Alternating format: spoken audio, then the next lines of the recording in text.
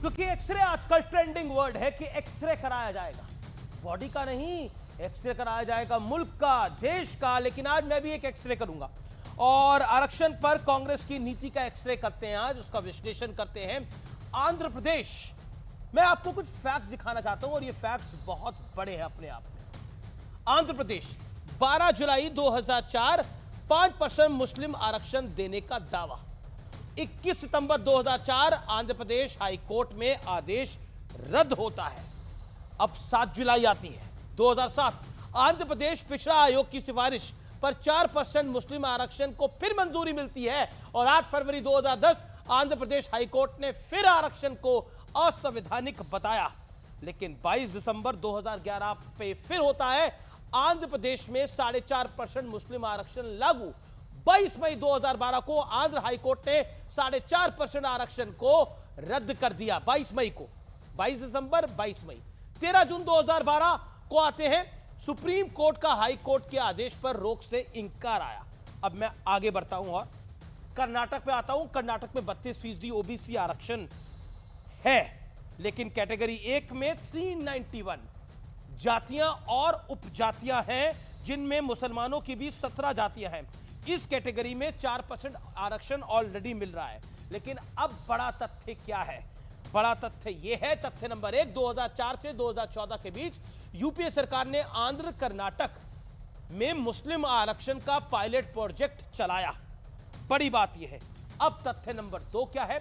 5 बार मुस्लिम आरक्षण लागू करने की कोशिश हुई, लेकिन हर बार कोर्ट ने इसे रोक दिया। क्यों रोक दिया यह भी मैं आपको बताऊंगा। कोर्ट ने क्यों रोका, कोर्ट के पीछे क्या कारण था? क्योंकि तथ्य नंबर 3 वही है कि संविधान साफ कहता है कि किसी को धर्म के आधार पर आरक्षण हो ही नहीं सकता, जबकि कांग्रेस ने पायलट प्रोजेक्ट चलवाए थे। अब यह बात सामने आती है। अब मैं बढ़ता हूं आगे। बड़ा प्रश्न क्या है आज का? और बड़ा प्रश्न यह है, गठबंधन चुनाव जीता तो क्या पूरे देश में पायलट प्रोजेक्ट लागू हो जाएगा? क्या अगर इंडिया अलायंस चुनाव जीतता है तो क्या यह पूरा पायलट प्रोजेक्ट लागू होगा, जैसा बीजेपी अंदेशा जता रही है कि पूरे देश में मुस्लिम आरक्षण को लागू कर दिया जाएगा? ओबीसी यानी OBC schedule caste, schedule tribe से आरक्षण लेके क्या एक तबके को आरक्षण देने की प्लानिंग है, जो पायलट प्रोजेक्ट आंध्र और कर्नाटक में चल चुके हैं? यह सवाल खड़ा होगा और इसी सवाल के साथ आज मैं जाता हूं अपने मेहमानों के बीच। मेरे साथ डॉक्टर अजय आलोक हैं, कंचना यादव हैं, मलूक नागर साहब हैं, अमीक जमई हैं, समाजवादी पार्टी के प्रवक्ता वारिस पठान हैं, एआईएमआईएम के प्रवक्ता। तो सीधा सवाल है आपसे, कंचना यादव जी, इस चर्चा की शुरुआत आपसे करते हैं। क्या आपको लगता है कि जो आरोप है भारतीय जनता पार्टी का और उसके अंदर कर्नाटक का मॉडल है, आंध्र प्रदेश का मॉडल है, क्या आपको लगता है कि अगर इंडिया अलायंस की सरकार आएगी तो आरक्षण पर जो बीजेपी अब आशंका जता रही है कि आप एसटी, एससी, ओबीसी से आरक्षण ले लेंगे और इधर दे देंगे? देखिए अमीर जी, आपने आरोप की बात कही है तो मैं तथ्य की बात करूंगी।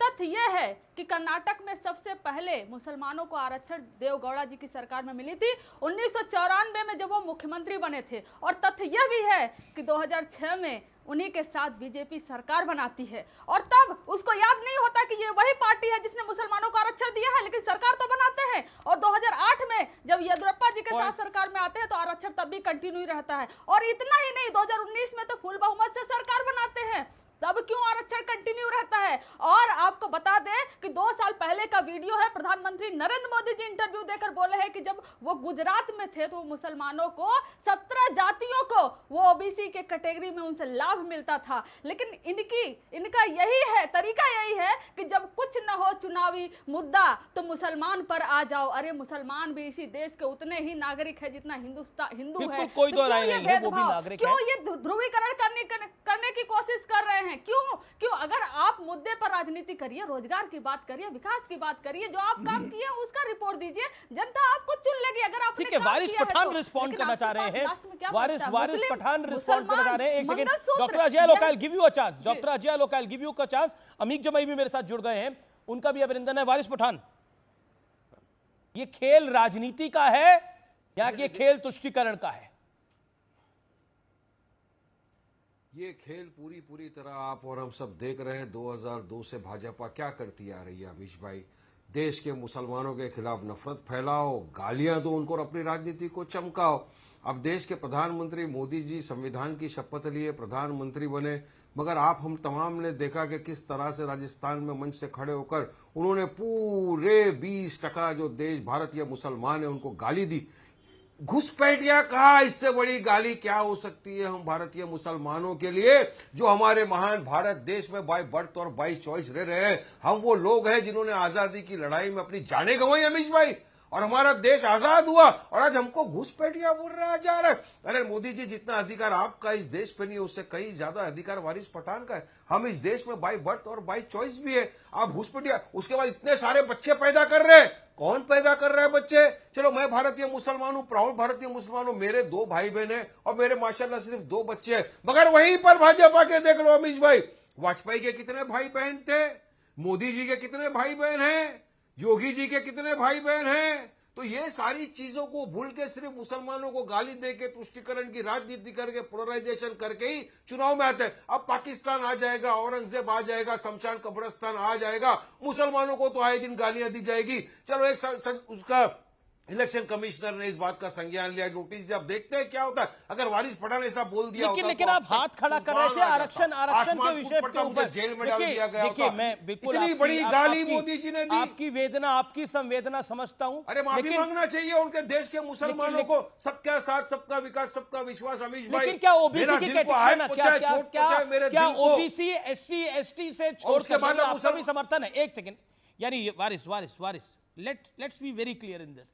क्या आपका भी समर्थन है कि ओबीसी का, SC का, SC का, ST का, इनके कोटे से मुसलमानों को भी आरक्षण मिलना चाहिए? You are loud and clear with this, you are okay with this? आपकी हाँ है, आपकी ना है? अमित शाह ने वापिस कहा कि हम मुसलमानों को जो 4% आरक्षण है तेलंगाना में वो भी खत्म कर देंगे। अरे आप आरक्षण भी नहीं दोगे। महाराष्ट्र में महाविकास आघाड़ी की सरकार है, यहां पर बीजेपी की सरकार थी, सब थे यहां बैठे हुए। अभी तो मुंबई की उच्च न्यायालय ने कहा कि मुसलमानों को 5% आरक्षण मिलना चाहिए। एजुकेशन में क्यों नहीं देते ये लोग? तो फिर मिलना आपके अनुसार मैं यानी ये अब आपका एजेंडा भी क्लियर है कि आप भी आरक्षण चाहते हैं, मुसलमानों से। ठीक है, लेकिन डॉक्टर अजय देवेगौड़ा ओके, कंचना यादव ने कुछ फैक्ट्स रखे हैं। अरे मराठाओं को दो, जाटों को तो हमको आपत्ति नहीं है, लेकिन कोटा तो वही है ना सर। वो अगर 30% है तो घटेगा तो उन्हीं के कोटे से। सवाल तो वही है। अरमान है माँ बाप का कि उनका बेटा पढ़ लिख कर, नहीं कोटा तो उन्हीं का कब होगा ना? ओके मिलाकर देश का सर, वारिस पठान कम कैसा होगा? आपने अपनी बात को 2.5 से 3 मिनट से ऊपर हो गया अब। Okay, let me gate BJP. अरे इतना 3 मिनट में क्या होने वाला है? 77 साल से अमीश भाई तकलीफ में हूं, तो 3 मिनट में तकलीफ नहीं होने वाली है। सारी तकलीफें अभी आर पार के 3 मिनट 4.5 मिनट के आपके वक्तव्य में थोड़ी दूर हो जाएंगी। लेकिन डॉक्टर अजय लोग का भी अधिकार है, क्योंकि बीजेपी पर सारे अटैक बीजेपी पर है सर। तो Waris Pathan, let's be fair. Okay, Ajay लोग, मेरा बड़ा सिंपल क्वेश्चन है। एक फैक्ट रखा कंचना यादव ने, जो फैक्ट है कि देवेगौड़ा साहब की सरकार ने ये करा था और देवेगौड़ा अब आपके साथ है। पॉइंट नंबर 1, कर्नाटक में आपकी फुल मेजॉरिटी की सरकार रही, आपने उसको नहीं कम किया। लेकिन चुनाव से पहले क्यों?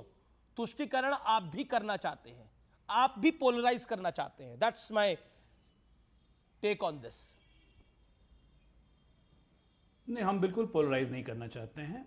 मंडल कमीशन पारा 12 में साफ साफ लिखा हुआ है कि मुसलमान में उन्हीं जातियों को पिछड़ा माना जा सकता है जो हिंदू की पिछड़ी या अन्य पिछड़ी या अनुसूचित या अनुसूचित जनजाति से कन्वर्ट होकर मुसलमान में आए हैं। सैयद, पठान, शेख, इन सबको आप ओबीसी में नहीं ले सकते हैं। बहुत क्लियरली मेंशन्ड है मंडल कमीशन पारा 12।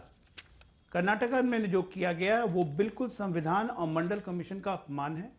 इसकी पुनरावृत्ति की जा रही है। एक तो ये जो आपने टेक्निकल फैक्ट्स मेरे से बोलने से पहले दिखा दिया, मुझे बोलने की जरूरत भी नहीं थी, लेकिन जिसको जानबूझ के समझना नहीं हो वो समझेगा भी नहीं। अब आइए बात दूसरी पे करते हैं। ये कहते हैं 77 साल से मुसलमान बैठा हुआ है, सह रहा है, कितना और सहेंगे, 3 मिनट में बात कैसे निकलेगी? इनकी तो खैर कोई हैसियत नहीं है, राजनीति कोई वजूद नहीं है। 5-7 सीट पे लड़ते हैं, पता नहीं कितना जीतेंगे। लेकिन सवाल यहां बड़े कैनवस का है।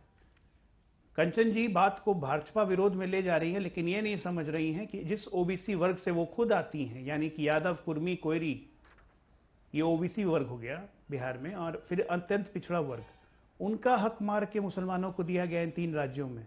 तो क्या बिहार में इसकी पुनरावृत्ति होने देंगी अगर सरकार में आएंगी? तो क्योंकि ये इंडी गठबंधन का हिस्सा हैं। यादवों का आरक्षण खत्म करके मुसलमानों को देना चाहिए क्योंकि ये इंडी वर्ग का हिस्सा है। जवाब देना पड़ेगा अखिलेश यादव को भी उत्तर प्रदेश में, लालू यादव को भी यहां पर। और किस मुसलमान को प्रताड़ना की बात करते हैं ये लोग? और समाजवादी पार्टी के अमीर भाई भी बोलेंगे कुछ, मैं जानता हूं। आप ये बताइए, जब से हिंदू बोर्ड का नाम सुना आपने कभी? पूरे हिंदुस्तान में 77 साल की आजादी हो गए, हिंदू कोड बिल तो खत्म कर दिया, हिंदुओं ने तो कोई ऑब्जेक्ट नहीं किया। हिंदू बोर्ड का नाम सुना है आपने? वक्फ बोर्ड का नाम तो जरूर सुना होगा। क्या ये सच नहीं है कि आजादी के बाद से कांग्रेस ने लगातार वक्फ बोर्ड को जमीन दी? क्या ये नहीं 10 सेकंड अमीश्वर, बहुत इंपॉर्टेंट है। क्या ये सच नहीं है कि जिस चीज पर मुकदमा कर दिया कि ये जमीन मेरी हो गई तो वो वक्फ बोर्ड की जमीन हो जाएगी? कानूनन ये लॉ बनाया गया। आज भारत सरकार के पास सबसे ज्यादा जमीन है वक्फ बोर्ड के पास है। क्यों? ये तो कभी किसी ने, लेकिन अमीक जमाई एक वारिस पठान बहुत तड़पे हुए हैं। और उसी मैनिफेस्टो में जब कांग्रेस ये कहती है कि स्पेशल अटेंशन देंगे हम पर्सनल लॉ को, स्पेशल अटेंशन देंगे कि मुसलमानों को बैंक से आसानी से कर्ज मिले, स्पेशल अटेंशन देंगे जब मुसलमान के बच्चे विदेश जाके पढ़ सकें, तो ये तुष्टिकरण नहीं है तो क्या है? और उसके बाद ले आते हैं उठा के भी बात है। नहीं, मुसलमानों के बारे में अलग से एक पन्ने का वर्णन करने की आपको जरूरत क्या है? अमीक जमाई, आप भारत के संविधान में जब धर्म को स्थान नहीं है। अमीक जमाई, I am quoting the honourable prime minister. Prime minister क्या कहते हैं एमपी के मुरैना के अंदर? कांग्रेस धर्म के नाम पर देश का फिर विभाजन ने पहले विभाजन किया, आज एक बार फिर कुर्सी के लिए वो छटपटा रही है। कांग्रेस फिर धार्मिक तुष्टीकरण को मोहरा बना रही है। कांग्रेस आपका भविष्य बर्बाद करना चाहती है। कांग्रेस ने ओबीसी का हक छीनकर मुसलमानों को दिया है। कर्नाटक में मुसलमानों को ओबीसी बनाया है। पूरे देश में कर्नाटक मॉडल लागू करना चाहती है। यानी अगर इंडिया अलायंस की सरकार आई तो ओबीसी का आरक्षण क्या ले लिया जाएगा? ये एक परसेप्शन बनाई जा रही है। क्या Congress party, Samajwadi party, RJD, India alliance की अगर सरकार आती है 2024 में तो क्या आप ओबीसी का आरक्षण ले लेंगे, कर्नाटक मॉडल पे चलेंगे, या फिर आप मुसलमान आरक्षण के खिलाफ हैं? अमीक जमाई, चूज वन। अमीश जी देखिए, आज आदरणीय अखिलेश यादव जी ने कन्नौज की जो धरती है, सोशलिस्टों की धरती है, डॉक्टर राम मनोहर लोहिया जी की कर्म भूमि रही है। आज हमने वहाँ पे कसम खा के आज पूरे देश को अखिलेश जी ने, हम सब लोगों ने, समाजवादियों ने ये पैगाम दिया है कि जो बात आज प्रधानमंत्री जी कह रहे हैं, सरकार आते ही इस देश में जातिगत जनगणना करवाएंगे जी, और आदिवासी, दलित, पिछड़ा समाज और इवन सामान्य वर्ग का समाज, आप सोचिए कि आर्थिक आधार पर आरक्षण तो भारत के संविधान में इसका कोई इमेजिनेशन ही नहीं है। लेकिन प्राइम मिनिस्टर साहब ने दिया, हम 10% नहीं, हम 15 से 18% देंगे। लेकिन जो जिसकी आबादी है, जो सोशलिस्टों का नारा था कि संसोपा ने बांधी गांठ, पिछले 500 में 60, तो जो नज़ीर आदरणीय नीतीश जी ने, जब वो हम लोगों के साथ थे बिहार में, तो जो कास्ट सर्वे हुआ वहाँ पे पता चला कि भूमियारों की क्या हालत ख़राब है, क्या ब्राह्मणों की हालत ख़राब है। तो हम सिर्फ दलित पिछड़ों की बात नहीं कर रहे हैं, हम अपने साथ साथ पूरे समाज को जो पिछड़ गया है, लेकिन मेरा जो प्रश्न है, एक डायग्नोस्ट करा के, मेरा जो आप मेरे प्रश्न को अमीक भाई बहुत आसानी से, बहुत सरलता से टाल गए। ये आपकी खासियत हो सकती है, लेकिन मेरा प्रश्न बड़ा डायरेक्ट है और मैं बिल्कुल उस प्रश्न को इधर उधर नहीं कर रहा। मैं दोबारा आपसे प्रश्न रख रहा हूं, आपके विवेक पे छोड़ता हूं, आप उसका कितना जवाब देना चाहते हैं। मेरा प्रश्न ये है, क्या आप 5%, 4.5% मुसलमान आरक्षण के पक्ष में है देश भर में, हाँ या ना? फिर मामले को आगे बढ़ाते हैं। देखिए, हम समाजवादी लोग सीधे सीधे, जो हमारा ओबीसी का जो हमारा कोटा है, मुसलमानों की करीब 70% जातियां जो पहले से अन्य पिछड़ा वर्ग में हैं, जो समकक्ष हैं बहुसंख्यक जातियों की, जो ओबीसी में हैं, तो वो ऑलरेडी उनको आरक्षण मिल रहा है। हम ये जो धर्म का आधार है आरक्षण का, हम उसके खिलाफ है। लेकिन हम एक नया विजन दे रहे हैं, जो अखिलेश जी कह रहे हैं कि जातिगत जनगणना करा के, चाहे वो अगड़ा हो, पिछड़ा हो, दलित हो, ट्राइबल्स हो, उन सब लोगों को आबादी के हिसाब से हम आरक्षण देने की वकालत करेंगे, जिसके खिलाफ नरेंद्र मोदी रहे। नरेंद्र मोदी संविधान विरोधी है। लेकिन क्या मेरा फिर वही प्रश्न है, क्या नहीं जो मैं फिर वारिस पठान के पास में जाऊंगा। एक सेकंड डॉक्टर अजय लोग, क्या आप 4.5%, 5% मुसलमानों के आरक्षण के खिलाफ है या उसके पक्ष में है? अमीश भाई, एक वारिस आपसे सवाल नहीं है, वारिस भाई आपसे सवाल नहीं है। अमीक जमाई विल आंसर दिस। अमीक जमाई 5 सेकंड। हम धर्म के आधार पे कोई भी आरक्षण जो बहुसंख्यकों में हो या अल्पसंख्यकों में हो, हम उसके खिलाफ हैं। और हम चाहते हैं कि जो 100 में 60 की बात है, जैसे ओबीसी है उसको अभी ओके, वारिस पठान हम चाहते हैं उसको ओके ओके ओके। नहीं, आप कान को पकड़ना चाहते हैं लेकिन पीछे से पकड़ना चाहते हैं, सामने से दिखे ना। ओके, वारिस पठान, अमीक जमाई की बात पे आपका रिस्पॉन्स। दो बातें बहुत इंपॉर्टेंट अमीक भाई, वारिस पठान को 40 सेकंड दीजिए, 40 सेकंड दीजिए। Doctor Ajay Lok, I will come to you, my promise. सुनिए दो बातें अमीक जमाई की बात का रिस्पॉन्स। अमीश भाई, आपने खुद ने कि किस तरह से हमारे लिए एक तरफ चाहे बीजेपी हो चाहे समाजवादी पार्टी हो, दोनों भी एक ही सिक्के के दो पहलू है। दोनों की नीयत नहीं है कि मुसलमान का पॉलिटिकल एम्पावरमेंट आगे बढ़े। कैसा, मैं आपको बताता हूं। अभी इन्होंने कहा कि हम धर्म जाति के नाम पे आरक्षण नहीं देना चाहते, तो कौन सा मांग रहे धर्म जाति के नाम पे आरक्षण? क्या वारिस पठान अपने बेटे के लिए मांग रहे हैं क्या आरक्षण? अरे हम तो उन कमेटियों के रिपोर्ट के आधार के ऊपर आरक्षण मांग रहे हैं। महमूदुर रहमान कमेटी की रिपोर्ट है, मिश्रा कमेटी रिपोर्ट है, सारी कमेटी का रिपोर्ट ये दर्शाता है कि देश का मुसलमान पिछड़ा वर्ग है, सोशली, इकोनॉमिकली, एजुकेशनली बैकवर्ड है, उसको आरक्षण मिलना चाहिए। अब इनकी सरकार थी कांग्रेस की, आरक्षण की तो एक वारिस पठान आरक्षण की तो एक सीमा है ना, सुप्रीम कोर्ट की गाइडलाइंस है, उसके बाहर आरक्षण कैसे मिलेगा? अरे उसके बाहर आरक्षण कैसे मिलेगा? इंपॉर्टेंट है सुप्रीम कोर्ट में। नहीं, सुप्रीम कोर्ट की गाइडलाइंस है, बिल्कुल सही बात है। महाराष्ट्र की बात कर रहा हूं, यहां पर मराठाओं को आरक्षण दो, हमको ऑब्जेक्शन नहीं है। धनगर समाज को आरक्षण दो, हमको ऑब्जेक्शन नहीं है। वहीं पर मुंबई की उच्च न्यायालय ने कहा है कि तुम मुसलमानों को 5% आरक्षण एजुकेशन में दो, मगर सरकारें क्यों नहीं देती? ना इनकी नीयत थी ना इनकी नीयत है, तो पिस गया कौन बीच में? तो मुसलमान पिस गया ना। तो ये जो झूठ फैला रहे हैं, अमीक जमाई रिस्पॉन्ड टू दिस। अमीक जमाई, आप मुसलमानों का वोट तो लेना चाहते हैं, लेकिन ये बात नहीं करना चाहते, ये आरोप आप पर करना कुछ भी नहीं है। एसटी हसन का टिकट काट दिया इन लोगों ने। अरे एसटी हसन साहब का टिकट काट दिया, ये बात देखे पलटी मार AIMIM कह रही है। जवाब मेरे पास पूरे नेताओं की लिस्ट है, किसने मुसलमान आरक्षण पे क्या क्या बोला, इसने संभल के बोलिए आज सब लोग। मैं पहले बोलो, मेरे पास पूरी लिस्ट लेके बैठा हूं मैं आज। किसके लिए? ओके, अमीक जमाई बोलिए। वारिस पठान जी किसके लिए बैटिंग कर रहे हैं मुझे नहीं पता है, बट हमारा ये कहना है कि जातिगत जनगणना करा के इस देश में जिसकी जितनी आबादी है, अगर मुसलमानों की आबादी हमारे कॉन्स्टिट्यूशन के मुताबिक, हमारी जनगणना के मुताबिक 12% है, तो हम चाहेंगे कि उनको उतना आरक्षण मिले। अगर अपर कास्ट, ठाकुर, पंडित, ब्राह्मण, अगर इनकी आबादी देश में 18% है, हम चाहेंगे कि उनको आरक्षण मिले। ओके, वारिस पठान, बुनियादी आप देश किसकी में तरफ से बैटिंग कर रहे हैं? जो बहरहाल असद ओवैसी के खिलाफ इंडिया अलायंस ने कैंडिडेट नहीं दिया है, बीजेपी ने तो वाजबी लगा को उतारा है। ओके, 10 सेकंड उसकी उतनी हिस्सेदारी, ये स्लोगन दिया था ना आपने, जिसकी जितनी संख्या भारी उसकी उतनी हिस्सेदारी, ये स्लोगन आपने दिया था ना। बताइए समाजवादी ने कितने मुसलमानों को उत्तर प्रदेश के अंदर टिकट दे दिया? एसटी हसन साहब का सिटिंग एमपी का टिकट काट दिया, मेरठ के अंदर आपने टिकट नहीं दिया मुसलमान को। जहां मुस्लिम बहुसंख्या की आबादी है वहां आप नहीं देते, कैसा बढ़ेंगे आगे?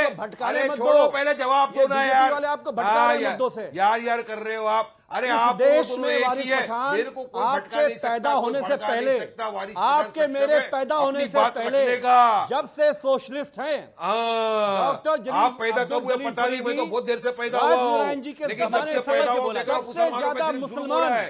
सबको 80% वोट दिया आपको, उत्तर प्रदेश एक राज्यसभा का समाजवादियों से एक राज्यसभा में बैठने के लिए नहीं मिला आपको, एक राज्यसभा में बैठने के लिए एमपी नहीं मिला आपको, राज्यसभा में जानकारी नहीं है, एक भी नहीं मिला एमएलसी आपको। कितने को बना दिया एमएलसी आपने मुसलमानों को? समाजवादी पार्टी ने भर भर के वोट लिया, भर भर के 80% से ज्यादा मुसलमानों ने आपको वोट दे दिया।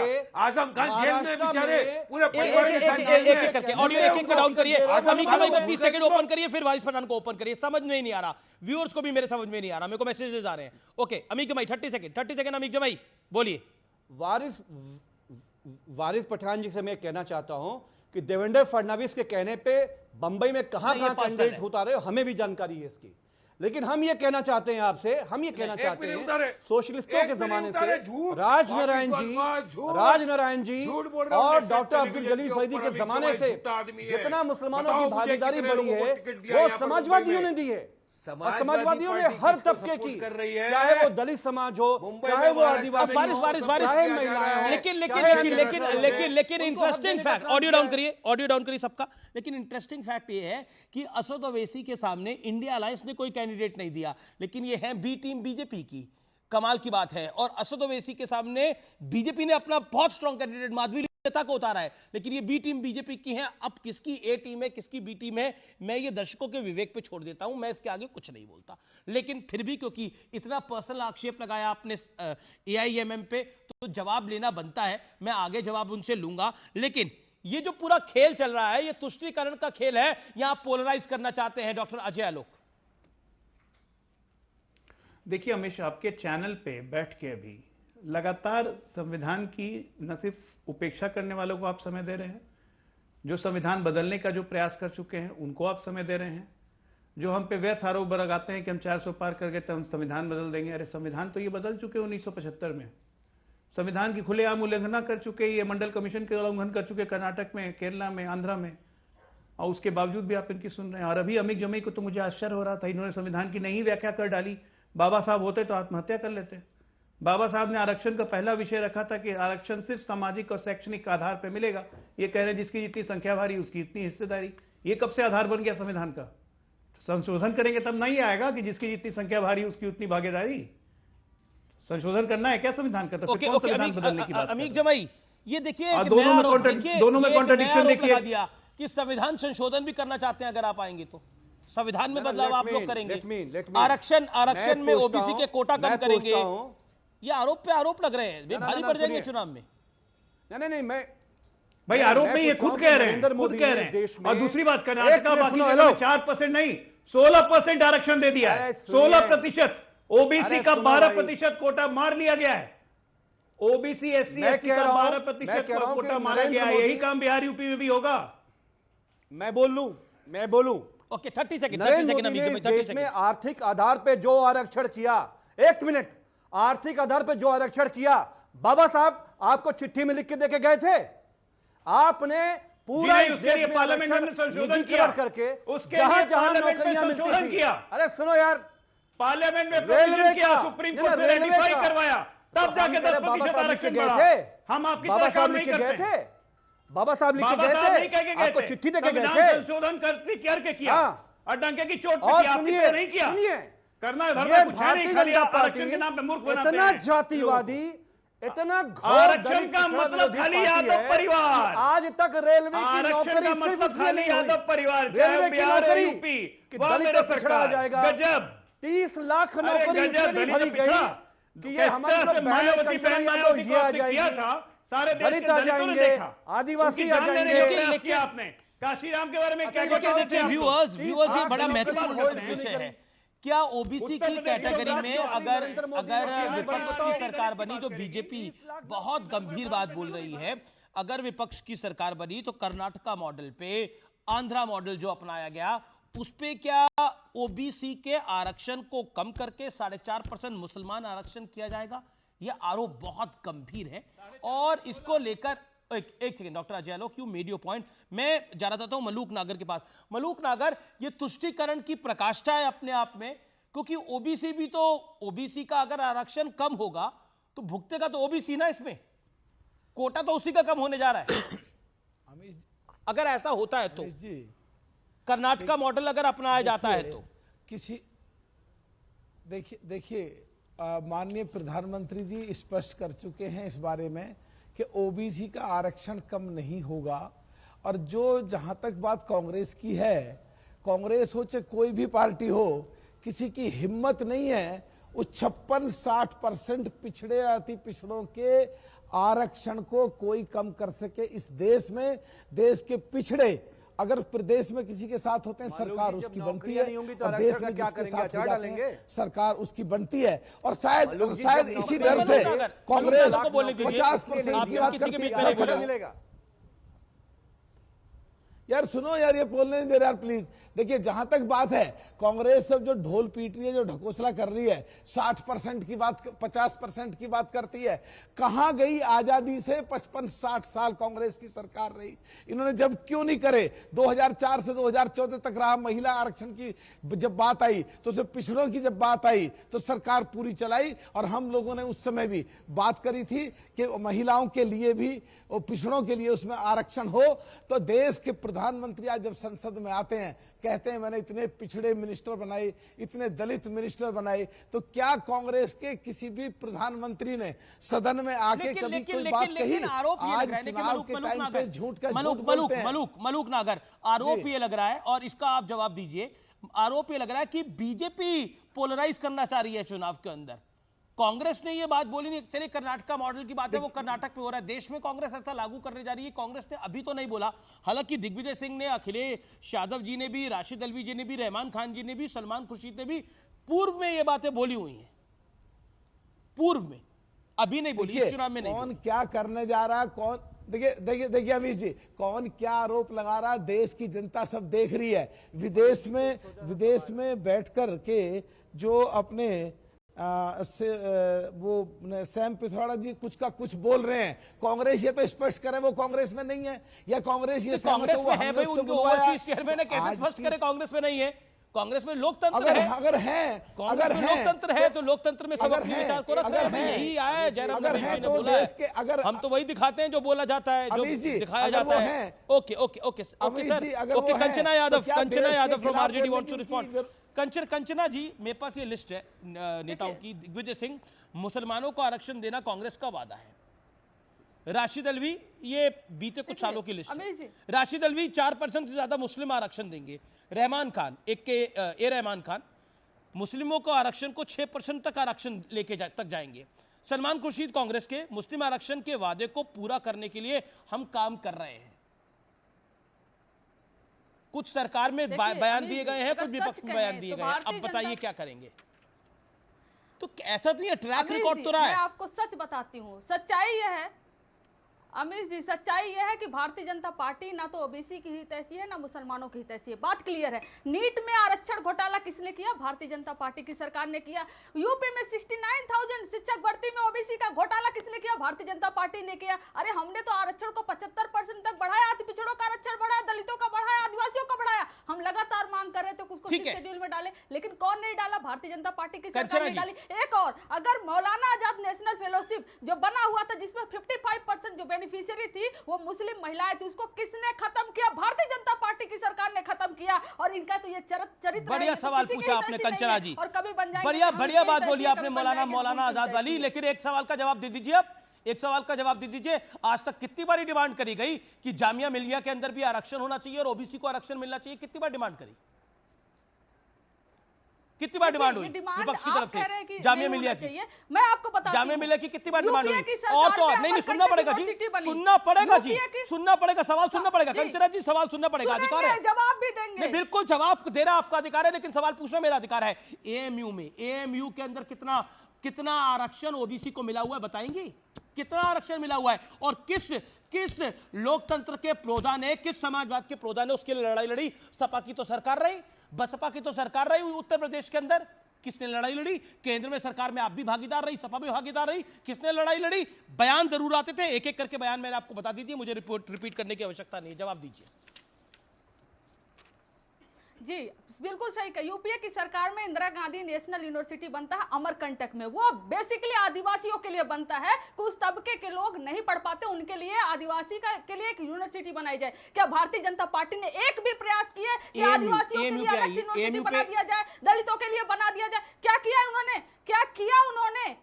बताइए आप जो कुछ यूनिवर्सिटी एमयू हो, जामिया हो, वो सिलेक्टेड बनाई गई थी ताकि उस कम्युनिटी के लोग पढ़ सके। ऐसे ही आदिवासी के लिए यूनिवर्सिटी बनाई गई है, लेकिन ये भारतीय जनता पार्टी के लोग नहीं समझेंगे, क्योंकि उनका तो कोई मकसद वो बनाई गई है, उससे तो टच नहीं करना चाहिए। अब यही रुकिए, आपने बोला अभी कंचना जी just now said, Ajay Alok को मैं लेके आता हूं। अभी आपने बोला वो बनाई गई है, वो मुसलमानों के लिए बनाई गई है, उसको नहीं टच करना चाहिए। लेकिन हम ओबीसी का रिजर्वेशन टच करने को तैयार है और हम 4.5% कह रहे हैं, जबकि कैप लगा हुआ है ऑनरेबल सुप्रीम कोर्ट से। या तो आप या तो मुस्लिम आरक्षण एक झूठ है, या ओबीसी के आरक्षण में कमी होगी। एक चीज तो चूज करनी पड़ेगी ना। दो नाव में तो सवार नहीं रहा जा सकता इस केस में। आप मुझसे पूछ रहे हैं? जी कंचना जी। जी मैडम। जी, और वही अभी बीजेपी के प्रवक्ता 12 पॉइंट की बात कर रहे थे, 12 पॉइंट पे उस पे कहीं पर यह नहीं लिखा है, बल्कि यह लिखा है कि ओबीसी जो मुसलमान होते हैं उसमें भी कई जातियां ऐसी होती हैं जो बहुत ही बैकवर्ड होती हैं, फ्यूचर में उनको देखकर कोई कमेटी बनाई जाए, तभी सच्चर कमेटी बनी थी, और सच्चर कमेटी के आधार पर वो जो मौलाना आजाद फेलोशिप बना था, लेकिन इन्होंने हटा दिया। ये तो किसी की तैसी नहीं है।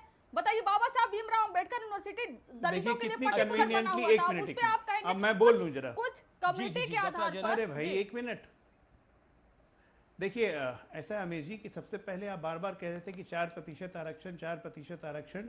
4% आरक्षण ग्रुप 2B के लिए था कर्नाटका में, जो कि लागू है आज से नहीं, जो लागू जैसे ही कांग्रेस की सरकार आई थी हमने हटा दिया था। जैसे ही कांग्रेस की सरकार आई, ये लोग उस हटाने के विरुद्ध में न्यायालय गए, निर्णय नहीं आने के बावजूद भी कांग्रेस की सरकार बनते ही रिस्टोर कर दिया गया। एक मिनट में बीच में नहीं बोलता हूं किसी के, उसको दोबारा रिस्टोर कर दिया गया। लेकिन वास्तविकता क्या है कि यह भी जो आरक्षण दिया गया है, 950 मेडिकल सीट्स में से 156 सीटें मुसलमानों को आरक्षित कैटेगरी में दी गई, जो कि ओबीसी वर्ग के लिए थी। मतलब कि कितना प्रतिशत? 16%। आरक्षण सैंक्शन 2B कैटेगरी में कितना है? 4%। ये 12% आरक्षण ओबीसी वर्ग का खा गए।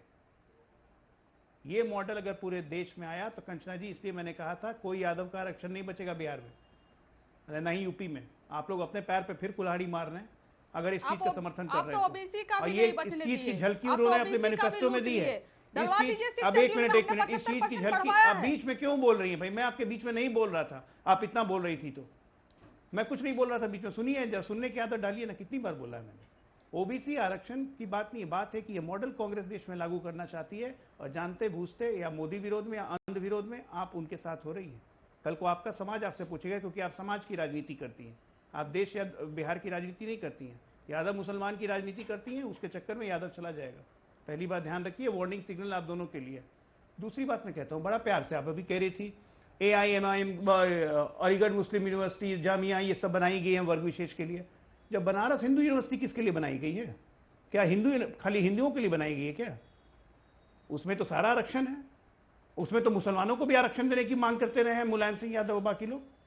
उसमें तो आपकी आवाज नहीं निकलती है। क्यों, आप लोग हिंदू नहीं हो क्या? बताती हूँ। धर्म के आधार पे आरक्षण जब संविधान में गलत है तो इसको जस्टिफाई कैसे किया जा सकता है? बनारस जब धर्म के आधार पर हम आरक्षण कर ही नहीं सकते। रिजर्वेशन के लिए एक मिनट, धर्म के आधार पर आरक्षण है या नहीं? अरे बाबा साहब अम्बेडकर के ज्ञानी पुरुषों, संविधान बचाने वाले महान नायकों नायिकाओं, जरा बताइए ना, संविधान में धर्म के आधार पर आरक्षण है? अरे संविधान में धर्म के आधार पर आरक्षण है या नहीं है? इतना क्यों बहस करना है? अमीक जमाई वांट टू रिस्पॉन्ड। अमीक जमाई, बनारस हिंदू यूनिवर्सिटी में तो आरक्षण है, लेकिन अलीगढ़ मुस्लिम यूनिवर्सिटी में आरक्षण नहीं है, जामिया मिलिया में आरक्षण नहीं है। एक बात मैं आपको बहुत मोटी मोटी बता दूं, इस देश में 60% देश के विश्वविद्यालयों में, पूरे देश के विश्वविद्यालयों में 65% वैकेंसीज नरेंद्र मोदी के आने के बाद खाली हैं। एक शिक्षक इसलिए नहीं भरे जा रहे हैं कि दलित आ जाएंगे और बैकवर्ड आ जाएंगे, सब गोल पोस्ट बदलेंगे। तो खुद आरक्षण विरोधी डीएनए का ये prime minister Bharatiya Janata party, सवाल का जवाब और हमारे अजय भाई अगर आरक्षण की बात ना करें तो अमीक भाई माना, और दूसरी बात ये माना कि आप बहुत बड़े उस्ताद हो, माना कि आप बहुत बड़े उस्ताद हो, लेकिन इतनी भी उस्तादी मत करो कि साफ साफ हमारे सवाल से मुंह मोड़ लो भाई। क्योंकि आप शायरी के मिजाज के हो, तो इसीलिए मैंने आपको इस अंदाज में बोला। अरे यार, ऐसे मुंह मोड़ा मत करिए हमारे सवाल से। गंभीरता से जवाब दे, गंभीरता से जवाब दे रहा हूं। जामिया मिलिया से मैं भी वहीं का स्टूडेंट हूं, इसलिए मैं जामा ही लगाता हूं। मेरे हिस्ट्री डिपार्टमेंट में आधे से ज्यादा हिंदू टीचर। लेकिन इस समय की बहुत बड़ी ब्रेकिंग स्टोरी है, वो है लालू यादव का बीजेपी पर बहुत बड़ा हमला।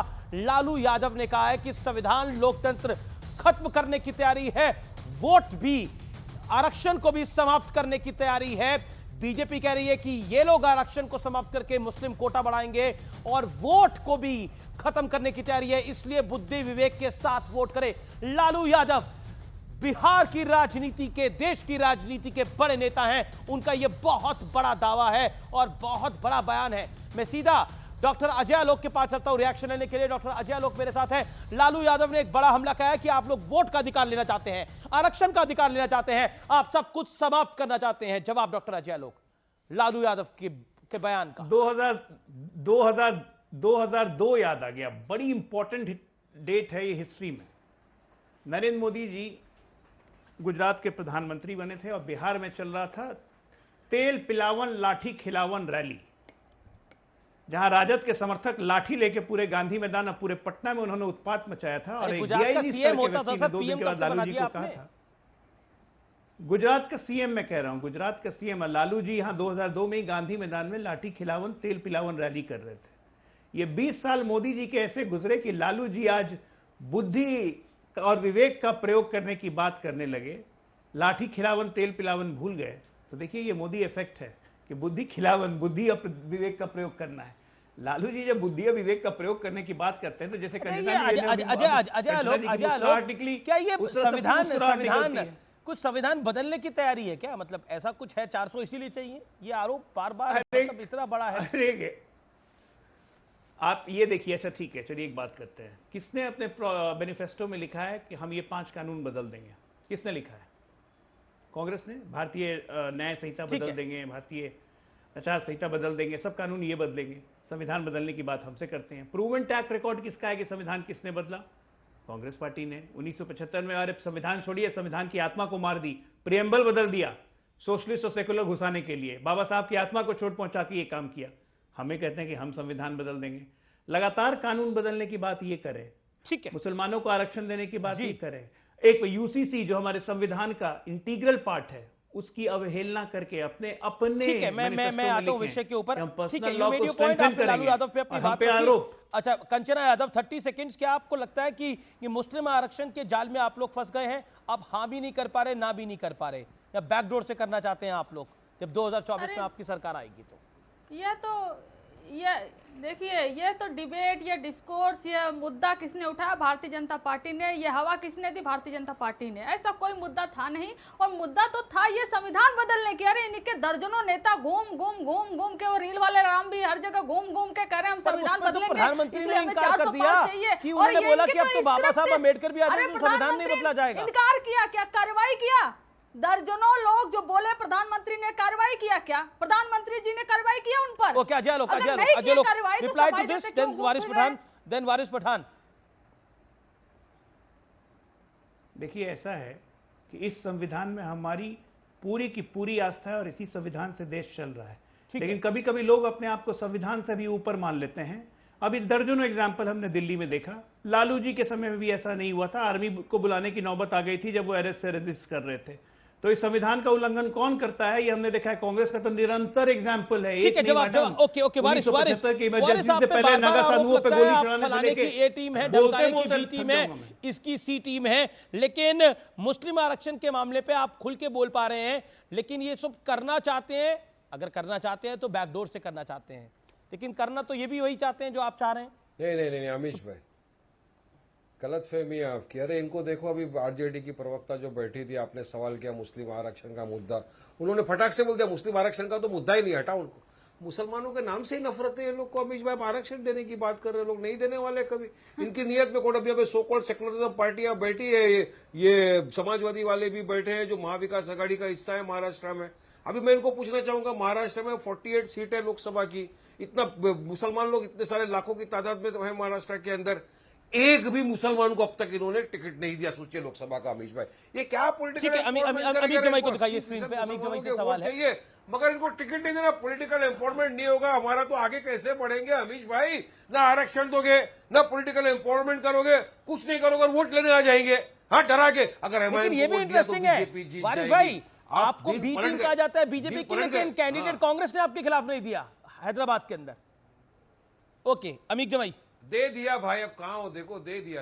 अमित जमाई अरे ये दोनों एक ही सिक्के के दो पहलू। अमीश भाई चाहे कांग्रेस हो या बीजेपी, इनके लिए अपना काम बनता है, भाड़ में जाए देश की मुसलमान जनता। जवाब आप करना तो वही चाहते हैं जो ओवैसी की पार्टी करना चाहती है, लेकिन बोलना नहीं चाहते, कहीं दूसरा वोट ना निकल जाए। अमित जमाई नहीं, देखिए आमिश जी, आदरणीय प्रधानमंत्री जी, भारतीय जनता पार्टी के लोग और मीडिया का एक हिस्सा जब तक इस देश के अहम मुद्दों पर भटकाने का काम करेगा, हम उनको लाइन पे लाने का काम करेंगे।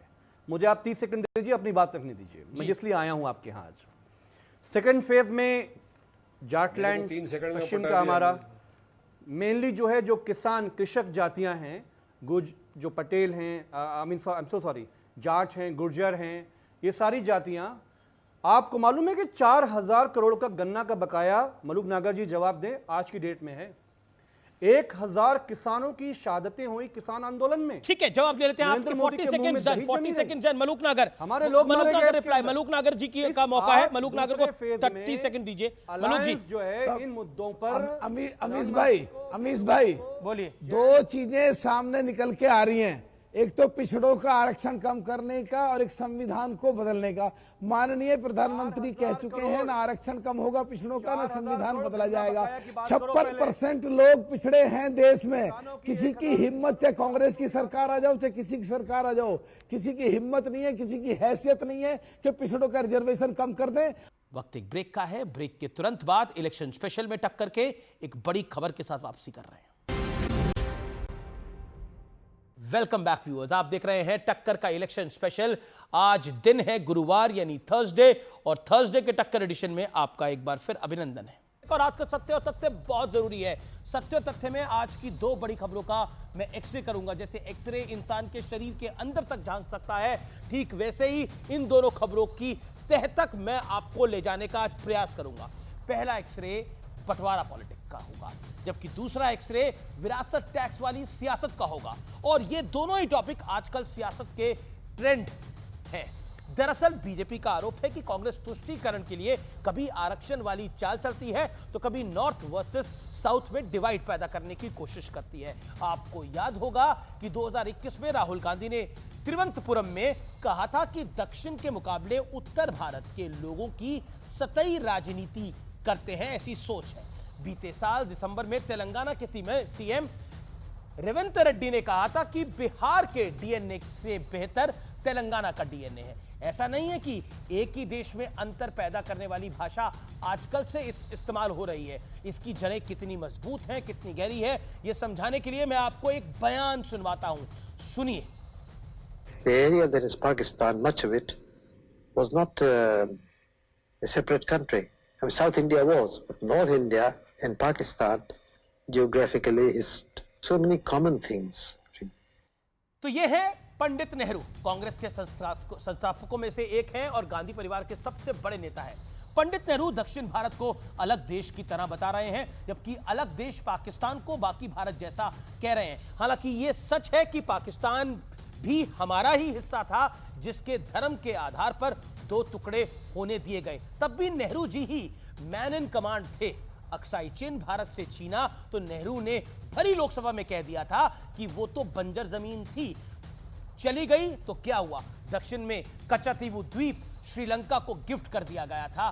कश्मीर का मुद्दा यूएन तक पहुंचा दिया गया था, जिसके बाद पाकिस्तान ऑक्युपाइड कश्मीर का जन्म हुआ। यानी बंटवारा पॉलिटिक्स का शायद सिद्धांत यह था, जहां फायदा नहीं है वहां उस हिस्से से हमारा कोई नाता नहीं है। आज का दूसरा एक्सरे है उस सोच से जुड़ा जिसका जन्म वामपंथी किताबें ज्यादा पढ़ लेने से हो जाता है। राजीव गांधी के मित्र, गांधी परिवार के करीबी और कांग्रेस ओवरसीज के चेयरमैन सत्यनारायण गंगाराम पित्रोदा, उनका ये असली नाम है, उर्फ सैम पित्रोदा, ने आइडिया दिया कि भारत में किसी की मृत्यु हो जाए तो उसके बाद उसकी संपत्ति का आधा हिस्सा टैक्स के रूप में सरकार के पास चला जाए। यानी व्यक्ति जब तक जीवित है तब तक इनकम टैक्स दे, सर्विस टैक्स दे, तमाम तरीके के टैक्स दे, लेकिन जब उसकी मृत्यु हो जाए तब भी उससे टैक्स लिया जाए, और वो होता है विरासत टैक्स।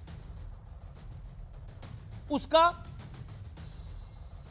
आधा हिस्सा सरकार को टैक्स के रूप में दे दे। इंटरेस्टिंग बात यह है कि जिस विरासत टैक्स की बात सैम पित्रोदा जी कर रहे हैं, उसकी वकालत कर रहे हैं, उसे 1985 में राजीव गांधी की सरकार ने रद्द कर दिया था। और क्यों रद्द किया था जानिए। यानी भारत में पहले से जो टैक्स वसूला जाता था, लेकिन इंदिरा गांधी की मृत्यु के बाद जब राजीव गांधी प्रधानमंत्री बने तो अपने पहले ही बजट में इस टैक्स को उन्होंने खत्म कर दिया। अब बीजेपी का यह बहुत बड़ा आरोप है कि राजीव गांधी ने यह कदम इसलिए उठाया क्योंकि इंदिरा गांधी की मृत्यु के बाद उनकी $1,73,000 की संपत्ति की विरासत के रूप में उनके 3 पोते पोतियों यानी राहुल जी, प्रियंका जी और वरुण गांधी जी को ट्रांसफर होनी थी।